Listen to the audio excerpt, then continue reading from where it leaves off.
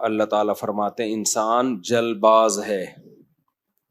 اذا مسہ الشر جزوعا، جب اس کو کوئی مصیبت پہنچتی ہے تو جزا فضا شروع کر دیتا ہے، صبر سے کام نہیں لیتا. وَإِذَا مَسَّهُ الْخَيْرُ مَنُوعًا، اور جب اس کو کوئی پیسہ میسا ملتا ہے، دولت آتی ہے اس کے پاس، تو کنجوس بن جاتا ہے، اس پہ سانپ بن کے بیٹھ جاتا ہے. کئی ہفتوں سے اسی آیت پر درس چل رہا ہے کہ جلد بازی کا مطلب کیا ہے. جلد بازی کا مطلب یہ ہے، اس پر میں نے کئی دفعہ بیان کیا نا پورا، کہ ہمارے سارے فیصلے اکثر جلد بازی میں ہوتے ہیں. نبی صلی اللہ علیہ وسلم کو دو صفات بہت پسند تھیں، الحلم برداشت، اور سوچ سمجھ کے فیصلے کرنا. طلاقیں جلد بازی میں ہوتی ہیں، مار دھاڑ جلد بازی میں، بہت سارے کام ہمارے جلد بازی میں ہو. کسی کے بارے میں رائے جلدی قائم کر لیتے ہیں، کسی کو اچھا کہنے میں بہت جلدی کرتے ہیں، کسی کو برا کہنے میں بھی بہت جلدی کرتے ہیں. تو اسی طرح جو شخص بھی جس کی دل میں کوئی خواہش پیدا ہوئی، اس خواہش کو فوراً پوری کرنے کی کوشش کرنا، یہ بھی کیا ہے؟ جلد بازی. آپ سوچ تو لو بھائی، یہ خواہش پوری کرنے سے آپ کو فائدہ ہوگا، نقصان ہوگا، کہیں لت تو نہیں پڑ جائے گی آپ کو؟ نشہ ہے، دل چاہتا ہے، لوگ کر لیتے ہیں بھائی، اس سے تو آپ تباہ و برباد ہوتے چلے جاؤ گے. تو جو خواہشات کا غلام ہوتا ہے وہ جلد باز ہوتا ہے، اور جو مستقبل سامنے رکھ کے زندگی گزارتے ہیں ان کی طبیعت میں جلد بازی نہیں ہوتی، ہمیشہ وہ کامیاب ہوتے ہیں. تو یہاں بھی اللہ نے کیا فرمایا کہ جلد بازی کی ایک مثال اللہ نے بیان کی ہے. وہ مثال یہ ہے، اذا مسہ الشر جزوعا، جب کوئی مصیبت پہنچتی ہے نا، ہونا یہ چاہیے مصیبت میں انسان کا دل کرتا ہے ہلڑ بازی کا، ہاں ہو چیخو پکار، ادھر ادھر، ڈپریشن ہوتی ہے اس کو. تو جو دل کر رہا ہے وہ آپ کرنا شروع کر دو، اس پہ کنٹرول نہ کرو کہ بھئی اس کا کوئی فائدہ ہوگا یا نہیں ہوگا. ایسا تو نہیں کہ میرے اس ری ایکشن سے فائدے کے بجائے الٹا اور زیادہ نقصان ہو جائے. تو اللہ کہتے ہیں جلد باز آدمی کیا کرتا ہے، وہ یہ نہیں دیکھتا، وہ بس اپنی خواہش کو پوری کرنے میں لگا ہوتا ہے. غم پہنچا ہے تو اس غم کو ہلکا کرنے کے لیے جو مرضی اسے کرنا پڑے وہ کر گزرتا ہے. اس کی مثال ایسے ہے نا، آپ نے دیکھا ہوگا، ایک کہیں کوئی واقعہ ہو جائے نا، کوئی دھماکہ ہو جائے، تو جو انویسٹیگیشن کے لیے لوگ وہاں جاتے ہیں وہ کہتے ہیں ہمیں سب سے بڑی مصیبت پتہ ہے کیا ہوتی ہے؟ وہاں عوام جو احتجاج شروع کر دیتی ہے، اس سے کیا ہوتا ہے کہ وہاں جن لوگوں نے کچھ کاروائیاں کی ہے نا، ان کے ثبوت مٹ جاتے ہیں. ہونا یہ چاہیے، پوری دنیا میں ہم نے ایک اصول دیکھا ہے، جہاں کوئی ایکسیڈنٹ ہو، کوئی واقعہ ہو نا، فوراً وہ روک دیتے ہیں، پورا ایک گھیراؤ میں لے لیتے ہیں کہ انویسٹیگیشن کرنے تو اس میں غلطی کس کی ہے، تاکہ اس کو سزا ملے. ہمارے یہاں کیا ہوتا ہے کہ پتہ ہی نہیں چلتا کہ غلطی کس کی ہے. اتنا کراؤڈ اکٹھا ہو جاتا ہے، اتنی عوام دائیں بائیں آگے پیچھے، جس کو پکڑ کے پبلک کوٹنا شروع کر دے تو بس وہی مجرم ہے. یعنی جس کو پہلے تھپڑ لگ گیا نا، سمجھو وہ کیا ہے، بس اسی نے کیا ہے. بہت کچھ الٹا پلٹا ہو جاتا ہے. تو وجہ کیا ہے بھائی؟ اپنے احتجاج فوراً کر لینا کسی بھی چیز پہ، سوچے سمجھے بغیر الزام ڈال دینا کسی کے اوپر. کئی سال پرانی بات ہے، کیس ہمارے سامنے آیا کہ ایک لڑکی کے نمبر پہ کہیں کوئی مس کال آ گئی. یہ گاؤں میں واقعہ ہوا تھا. اب غیرت مند بھائی تھا، اس نے دیکھا یہ کون ہے، دیکھا کسی لڑکے کا فون ہے، پہلے سے اس لڑکی کے بارے میں کسی نے اس کا دماغ، بہن کے بارے میں دماغ بھرا ہوا تھا، ہوتے اس نے کیا کیا، اس کو گولی مار دی. اب بہت پرانا قصہ ہے تو ابھی مجھے تھوڑے سے اس کے آثار باقی رہ گئے دماغ میں، پورا قصہ مجھے یاد نہیں ہے. بعد میں انکوائری کی پتہ چلا کہ جی یہ لڑکی بالکل بھی انوالو نہیں تھی، جس بندے نے کی ہے وہ گڑبڑ کرنے کی کوشش کر رہا تھا. تو اب کیا ہوا ہے کہ اچھی اس کو پتا چلا کہ یار میری بے گناہ بہن کو میں نے مار دیا. ٹینشن میں اتنا گیا ہے کہ اپنے آپ کو بھی مار دیا. پہلے ایک جرم کیا، ٹینشن سے انکوائری پوری کی نہیں ہے، بھائی پہلے غور تو کر لو, تجزیہ کر لو, کوئی بھاگی تو نہیں جا رہی, دیکھ لو. اور اگر مس کال آئی بھی ہے, کوئی آپس کا ریلیشن بھی ہے, تو اس کا یہ مطلب تو نہیں ہے نا کہ گولی سے ہی اڑا دو. اس کی اسباب پہ غور کرو, اس کی وجوہات پہ غور کرو. پہلے جلد بازی میں ایک کام کیا, ایک بے گناہ کو قتل کیا, اب جلد بازی میں ایک اور گناہ کر لیا, اپنے آپ کو بھی مار دیا. تو ہمیشہ جلد بازی میں انسان سے غلط کام ہوتے ہیں, ٹھیک کام نہیں ہوتے. کتنی بڑی سے بڑی ٹینشن ہونا, ٹائم سب سے بہترین مرہم ہے, یہ خوب یاد رکھو. جب میرے پاس کوئی پریشان آدمی آتا ہے نا, جس کو کوئی بہت بڑا غم پہنچا ہو اور اس کی حالت خراب ہو رہی ہو, میں اسے ایک بات لازمی کہتا ہوں کہ وقت سے بہترین مرہم دنیا میں کوئی نہیں. یہ ٹائم گزار لو, اس ٹائم کو کیا کرو, گزارو بس. جیسے جیسے ٹائم گزرے گا نا, حالات اپنے آپ کو خود ہی ایڈجسٹ کرتے چلے جائیں گے. یہ اللہ نے انسان کے باڈی میں ایسی ایک لچک رکھی ہے. میں نے ایک ڈاکٹر صاحب سے پوچھا, ڈاکٹر صاحب اب پین کلر ایجاد ہو گیا ہے, درد ہوتا ہے, لوگ ٹیکا لگاتے ہیں, پہلے زمانے میں کیا ہوتا تھا؟ داڑھ کے درد کی تکلیف کتنی زیادہ ہوتی ہے نا, داڑھ کا درد ہو رہا ہو, اب تو پین کلر کھا لیتے ہیں لوگ. تو کیا کرتے تھے, 2-4 دن کے بعد تو مرنے لگتے ہوں گے. انہوں نے کہا اللہ نے ایسا سسٹم بنایا ہے, پین جب زیادہ عرصہ چلتا ہے نا باڈی, یا تو وہ خود ہی باڈی اس کو کم کر دیتی ہے, یا وہ فیل ہونا کم ہو جاتا ہے.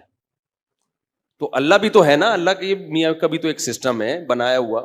جیل میں جو لوگ قید میں چلے جاتے ہیں, لمبے لمبے عرصے قید رہتے ہیں, جب وہ چھوٹ کے آتے ہیں بتاتے ہیں کہ شروع میں ہم 2-3 دن خودکشی کے خیال آتے تھے اس کوٹری میں, یار کیسے نکلیں گے, کہاں جا کے سر ماریں. کہہ رہے ہیں 1 ہفتہ, 2 ہفتہ, 3 ہفتہ, 4 ہفتہ, اس کے بعد یوز ٹو. کیا ہو گئے؟ ایک آدمی 4 سال جیل میں رہ کے آیا, 4 سال. کہتا ہے 4 سال میں نے دھوپ, اچھا بھلا آدمی بھی بہادر آباد اور ڈیفینس کا جو لگژری لائف اسٹائل میں ٹائم گزارا. میں نام نہیں بتاؤں گا, بدنام ہو جائے گا بیچارہ, ایسا نہ ہو مزید کوئی رشتہ ہی نہ دے اس کو. مدیز اس لیے کہ شادی شدہ ہے. خیر اس وقت کمارا تھا وہ, تو وہ کسی شبہ میں اٹھا کے لے گئے اس کو. اچھا بھلا ڈیفینس یا بہادر آباد کا لڑکا تھا. بہادر آباد بھی اچھا ایک ایسا علاقہ ہے, لگژری لائف اسٹائل میں پلا, زیادہ ٹائم اس کا یورپ اور یعنی یورپ میں گزرا ہے. کسی شبہ میں اٹھا لیا اس کو.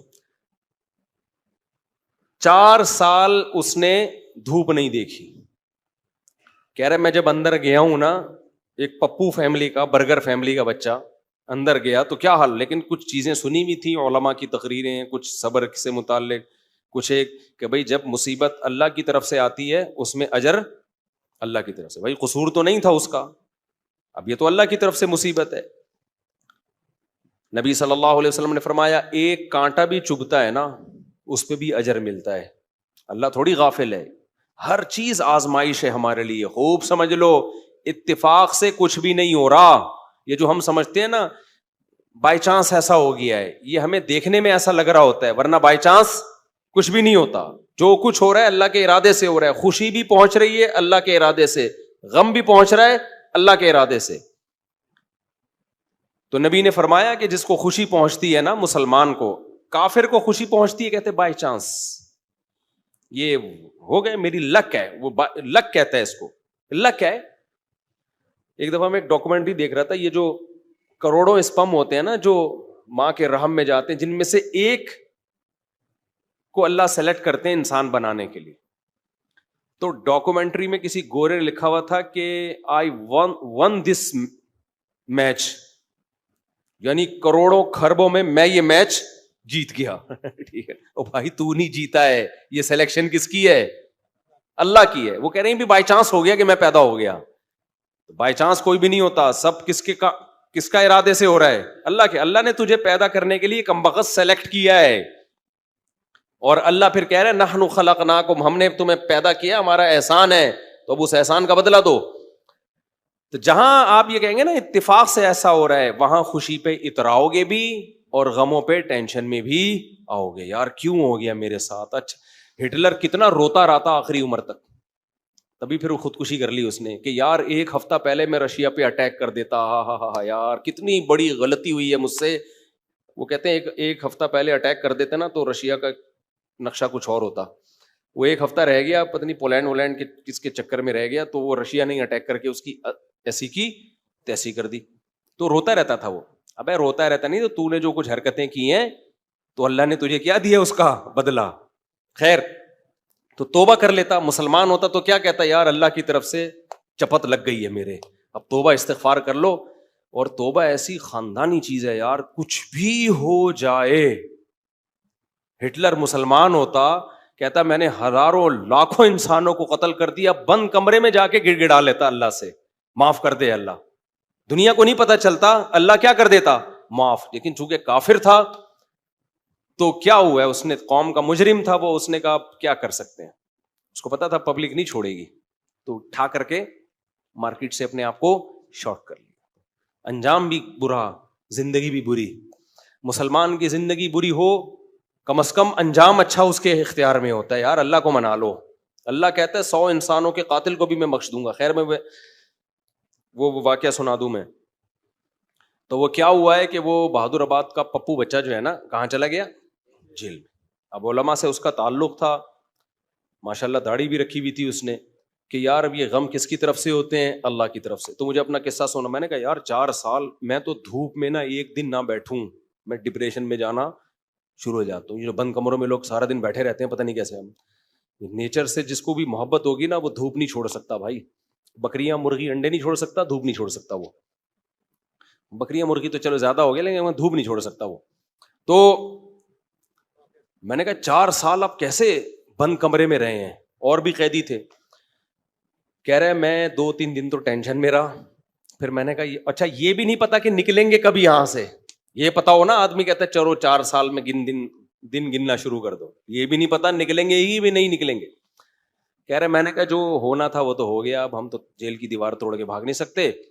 تو کہہ رہے میں نے کیا کیا, پھر وہاں پر میں نے اٹھک بیٹھک اور ایکسرسائز شروع کر دی کہ بھائی ٹائم کیا کرو, پاس کرو. ٹھیک ہے. کہہ رہے اس کا فائدہ یہ ہوتا ہے 400 دفعہ میں بیٹھ کے, کیونکہ اور تو کوئی کام ہی نہیں ہے اسٹیمنا بنانے کے علاوہ. اسٹیمنا بنانے کے علاوہ کوئی کام ہے ہی نہیں. اچھا ہے بڑا پاورفل ماشاءاللہ, آپ کبھی ملو تو آپ دیکھو گے بہت زیادہ, ساری طاقت جیل میں بنائی ہے اس نے. کہہ رہا ہے میں بیٹھ کے لگاتا تھا ان 4 پھر ڈپس لگاتا تھا, پتہ نہیں کتنے ڈپس لگا لیتا تھا, ایکسرسائز کرتا تھا. کہہ رہا ہے اس کا فائدہ یہ ہوتا تھا اتنا تھک جاتا تھا کہ مجھے نیند خاندانی آتی تھی. ظاہر ہے نیند تو 20 بیماری کا علاج ہے. ڈپریشن ختم کرنے کا سب سے بہترین ذریعہ ہی گہری نیند ہے. ڈاکٹر ڈپریشن کے مریضوں کو کیا دیتے ہیں, نیند کی گولیاں دیتے ہیں کہ سوتا رہے بس, پتہ ہی نہ چلے پی ٹی آئی آ رہی ہے کہ جے یو آئی آ رہی ہے کہ مسلم لیگ آ رہے ہیں, کہ یہ ٹینشن ہی ختم, اسٹیبلشمنٹ کیا کر رہی ہے چھوڑو. تو کہہ رہے ہیں میرے ساتھ جو قیدی تھے نا وہ بہت سے اس میں پاگل ہو گئے, کیونکہ بیٹھے رہتے تھے, سوچتے رہتے تھے ہر وقت دماغ میں نا کیا یہاں سے نکلیں کیسے. حالانکہ بہت سے جرم کر کے آئے ہوئے تھے, ٹھیک ہے, ان کا تو بنتا تھا. تو کہہ رہے 4 سال کے بعد رہائی کا فیصلہ ہوا. کہہ رہے ہم جب باہر نکلے تو پھر دنیا جنت لگی. پھر اب اس نے 4 شادیاں استغفر اللہ کی ہیں. تو خیر کی ہیں, واقعی 4 کی ہیں. کہہ رہے اس سے مجھے پاور کیا ملی. کہہ رہے ہم تو مجرم تھے نہیں, ہم جب باہر آئے نا ہم نے کہا اچھا یہ ہوتا ہے, ٹوٹل سزا کیا ہے, کچھ بھی کر لو یہ ہے. تو کہہ رہے میرے اندر اتنا اسٹیمنا پیدا ہو گیا دنیا میں کچھ کر گزرنے کا. آپ کو پتا ہے جیل ہمارے مجرم بناتے ہیں, جیل میں جا کے نا اسٹیمنا بڑھ جاتا ہے مجرم کا, سمجھ رہے ہو. ایک تو اس کو یہ پتا ہوتا ہے آئندہ اس طرح سے کام کرو گے تو پکڑے نہیں جاؤ گے, اس طرح سے کیا تھا تو پکڑا گیا تھا نا, اب یہ والی غلطی نہیں کرنی. تو اس لیے شریعت میں جیل کی سزا نہیں ہے, شریعت میں ہے کہ اسی وقت نمٹا دو. چوری کی ہاتھ کاٹو, چلو بھائی نکل پتلی گلی سے, شاباش. ہم کیا کرتے ہیں چوری کی جیل, تو کہتا ہے یار اس دن وہ CCTV کیمرہ دیکھنا بھول گیا تھا میں, آئندہ تھوڑا خیال کروں گا. پھر وہاں سارے چور ہی بیٹھے ہوتے ہیں, کوئی نیک آدمی تو آیا نہیں ہوتا جیل میں. تو چور آپس میں ان کی کیا ڈسکشن ہوگی, وہ تہجد کی باتیں تھوڑی کریں گے. وہ بھی تو نے کیا کرتا ہے, وہ میں نے اتنے بندے مار دیے, آپس میں ان کا گینگ بنتا ہے. پھر آپس میں نمبر ایک دوسرے کے ساتھ وہ شیئر کرتے ہیں کہ جب باہر نکلیں گے تو پھر دیکھتے ہیں ہم. اور 4 سال میں 10 سال میں کیا کچھ ہوتا ہی نہیں ہے, تو کچھ کرنے کی صلاحیت ان میں ویسے ہی ختم. وہاں جا کے کوئی یہ تھوڑی کہ وہ ماسٹرز کر رہے تھے یا PhD کے اسکالر بن کے باہر آئے, یا کوئی انجینئرنگ مکمل کر لی, اب باہر جاب ملے گی, 4 سال 8 سال زندگی بہترین ان کے ویسے ہی برباد ہو گئے. اب ان کے پاس کمانے کے لیے چپل چوری کے علاوہ اور کوئی راستہ ہوتا نہیں ہے, یا باقی چوریاں ڈکیتیوں کے علاوہ کوئی راستہ ہی نہیں ہوتا ان کے پاس. تو نظام اتنا گندا ہے, اس لیے اسلام نے سزا رکھی ہے, اس میں ادھار نہیں رکھا. قصاص ہے, ثابت ہو گیا کہ بھائی اس نے بندہ مارا ہے, فوراً پکڑ کے وارثوں کے حوالے کیا جائے گا, بھائی تمہارا باپ مارا ہے, تم بتاؤ کیا کرنا ہے. اب وہ فیصلے میں دیر کر رہے ہیں تو اس دوران جیل میں بند کیا جائے, بھاگ نہ جائے. جیل میں اس کو تمام سہولتیں دی جائیں گی, بھائی یہ بندہ ہے بھاگے گا نہیں, جلدی 1 ہفتہ ہے آپ کے پاس, فیصلہ کرو, گردن اڑانی ہے یا اس سے بارگیننگ کرنی ہے. تو بارگیننگ میں جو ٹائم لگ رہا ہے اس دوران جیل میں رہے ایک الگ بات ہے. 1 آدھ ہفتہ سعودی عرب میں ایسا ہی ہوتا تھا, آپ کا پتہ نہیں کیا ہو رہا ہے. قصاص اب 1 ہفتہ, اس کے بعد سر قلم کرنا ہے, چلو بھائی اڑا دو سر اس کا. سر نہیں قلم کرنا, پیسے لے کے چھوڑنا ہے, پیسے لے بھائی, اور جو بھی رہن کے طور پر اس کی پراپرٹی رکھوائی, چل بھائی نکل, ختم. ہماری عدالتوں پہ بوجھ کتنا ہے دیکھو, 20 سال پرانی فائلیں جج کے پاس پڑی ہوئی ہوتی ہیں. اسلام میں قصاص ہے. دانت توڑ دیے, ٹائم نہیں ہے بھائی, کون سا والا دانت توڑا, یہ والا, اب بتا دانت توڑنا ہے اس کا. دیکھو نبی صلی اللہ علیہ وسلم کی خدمت میں کتنا زبردست واقعہ ہے.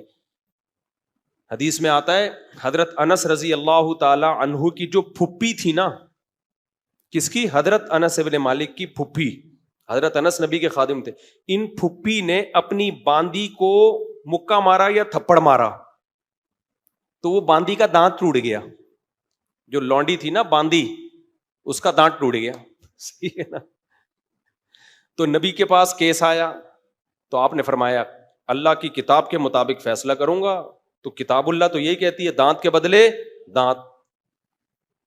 تو اب بڑے مسئلہ ہو گیا کہ بھائی یہ تو اتنے خاندانی لوگ ہیں, اور باندی یہ تو لونڈی ہے, لونڈی کا دانت ٹوٹ گیا, ملازم کو تھپڑ مارا, دانت ٹوٹ گیا, تو اب سیٹھ صاحب کا بھی دانت توڑا جائے کیا؟ گوروں کے ایسا کوئی قانون نہیں ہے. اسلام میں کہ بھائی دونوں انسان ہیں, تو دونوں کے دانت کی سیم ویلیو ہے. تو نبی نے فیصلہ کیا دانت کے بدلے دانت توڑا جائے گا. یہ بھی نہیں دیکھا کہ انس ابن مالک میرے شاگرد ہیں, 10 سال میری خدمت کی ہے, تو اتنی خدمت گزار ہیں, تو ان کی پھپھی کے ساتھ میں رعایت کروں. فرمایا نہیں, میں فیصلہ کروں گا کتاب اللہ کے مطابق. تو کتاب اللہ میں کیا تھا؟ دانت. اچھا, باندی کو یہ توقع نہیں تھی کہ میری جو مولا ہے, آقا ہے, اس کے دانت توڑے جائیں گے. ان لوگوں کو یہ توقع نہیں تھی. تو جب نبی نے فیصلہ کیا نا, تو پھر انہوں نے پھر معاف کر دیا کہ بھائی, انہوں نے کہا کہ یہ تو ہماری مولا ہے, مالکن ہے, میں اس کا دانت کیسے توڑ سکتی ہوں.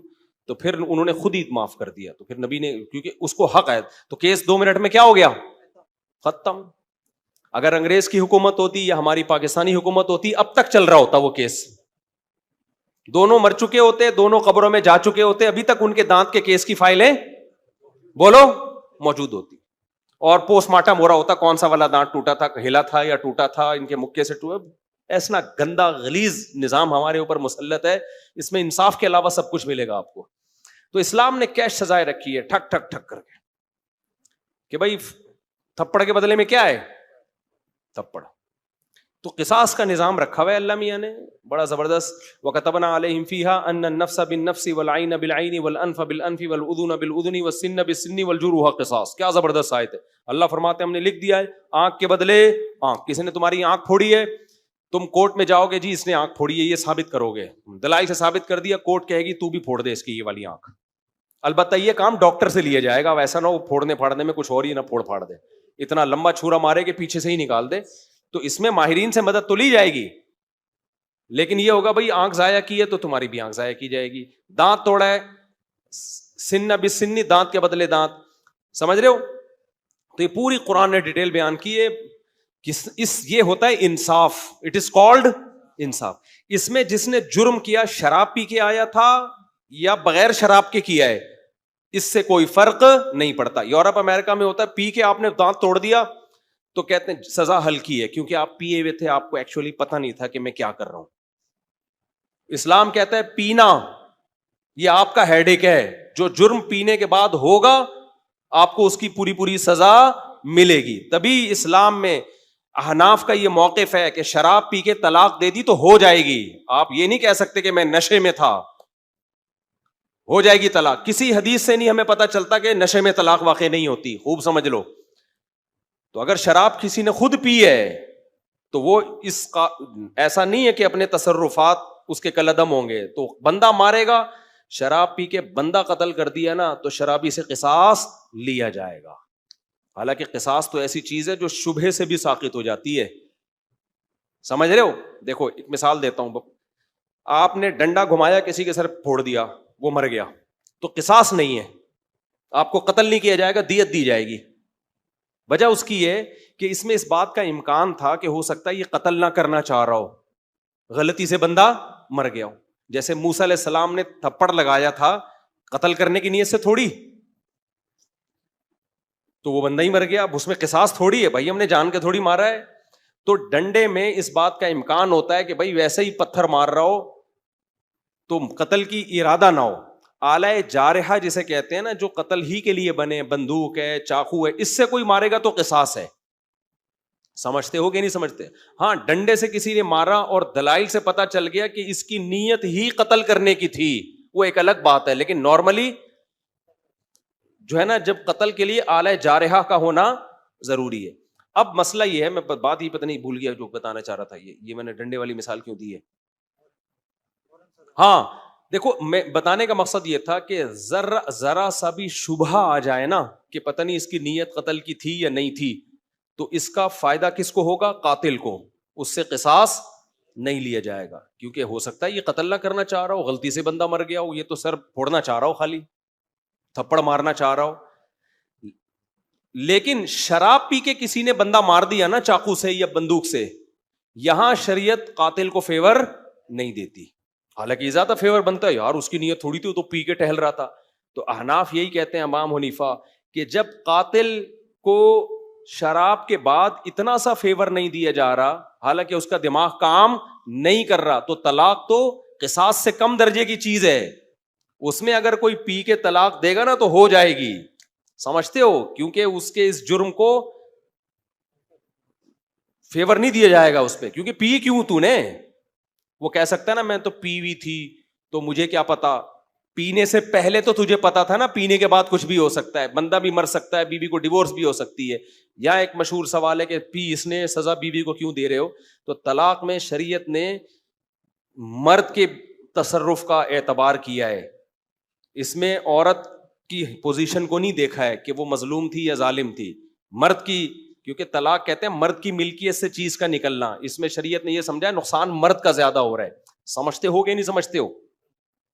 تو اب یہاں پر بھی یہی ہے کہ اگر کوئی بلا وجہ بیوی کو طلاق دے دے تو بھی تو عورت کا کیا قصور ہے, لیکن پھر بھی ہو جائے گی. تو ہم کہتے ہیں شراب پی کے دے رہا ہے تو بطریق اولا ہوگی. تو آج کل بہت زیادہ ہو رہا ہے, اور پھر لوگ فتوے دائیں بائیں سے لے آتے ہیں کہ جی وہ فلاں نے, سعودیہ کے مفتی نے فتویٰ دیا ہے طلاق نہیں ہوئی چونکہ پی ہوئی تھی, فلاں نے فتویٰ دیا. آج کیا ہوا ہے, ایک آدمی نے کھڑے کھڑے بیوی کو 6 طلاقیں دی ہیں, سب نے یہاں کے مدارس نے فتویٰ دیا, طلاقیں ہو گئی ہیں. سعودیہ کے کسی مفتی سے لائیو ویڈیو کال پہ بات کی, اس مفتی نے بولا کہ میں کسی فقہ شقہ کو نہیں مانتا, کوئی طلاق نہیں ہے. تو میں نے کہا یہی اس کے جاہل ہونے کی دلیل ہے کہ 1400 سال سے جو اسلامی قانون مرتب ہوا آ رہا ہے, اس جاہل آدمی کو وہ پتہ نہیں ہے, اور یہ اٹھ کے آیا ہے اسلام سکھانے کے لیے. تو یہ جو کہتے ہیں نا فقہ شقہ نہیں مانتا, اس کا مطلب ہوتا ہے سارے گھاس کھا رہے تھے, ہم اکیلے آئے ہیں دنیا میں جو اب قرآن و سنت کو ہم نے سمجھا ہے. خیر, تو کہاں سے کہاں بات چلی گئی, بہت اسپیڈ مار رہا ہوں آج میں. ہاں, بہادر آباد سے پھر وہ جیل سے نکلے. ہاں, تو یہ میں عرض کر رہا تھا کہ اسلام کا نظام کتنا بہتر ہے یار. زنا کیا ہے 100 کوڑے مارو, چھوڑ دو بس اس کو, پھر ملامت نہ کرو اس کو. شادی شدہ نے زنا کیا, رجم کرو, قصہ ختم, چلو بھائی. کمارے نے زنا کیا, 100 کوڑے دونوں کو چترال لگاؤ اور چھوڑ دو ان کو. کسی نے زنا کی غلط تہمت لگا دی, 80 کوڑے لگاؤ, چھوڑ دو, چل بھائی. کیس نہیں ہے لمبے لمبے, سمجھتے ہو کہ نہیں سمجھتے ہو؟ تو لمبے لمبے کیس نہیں ہے. تو ہمارے یہاں تو بہت ہی گندا نظام چل رہا ہے یار, اللہ بچا کے رکھیے, جیلوں سے اللہ بچائے. جیلوں میں خارش کی بیماریاں لگتی ہیں, پتہ ہے آپ کو, ایک دوسرے کی پھوڑے پھنسیاں ٹرانسفر ہو رہے ہوتے ہیں, گندگی کا ایک نظام ہے, بہت ہی گندا نظام ہے جیلوں کا. تو وہ صاحب جیل میں 4 سال جب کاٹ کر آئے تو کہہ رہے ہیں میں اتنا کانفیڈنس پیدا ہو گیا, لیکن چونکہ بندہ 2 نمبر نہیں تھا, جب 2 نمبر نہیں تھا تو برائیوں کی طرف نہیں گیا, اچھائیوں میں کانفیڈنس پیدا ہو گیا. تو اچھائی آپ کو پتا ہے, جس نے میرے بیان سنے ہو, ایک اچھائی تو اس کو پتہ ہی ہوتی ہے کہ شادیاں میں نے 4 کرنی ہے.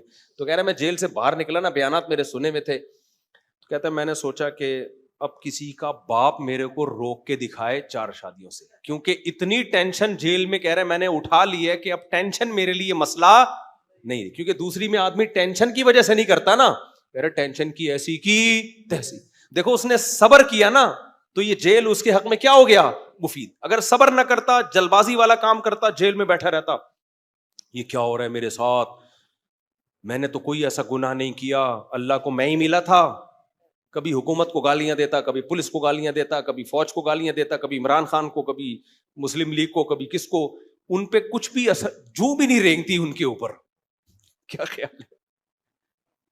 ان پہ جو بھی نہیں رینگتی، کسی پہ کچھ بھی نہیں ہونا تھا.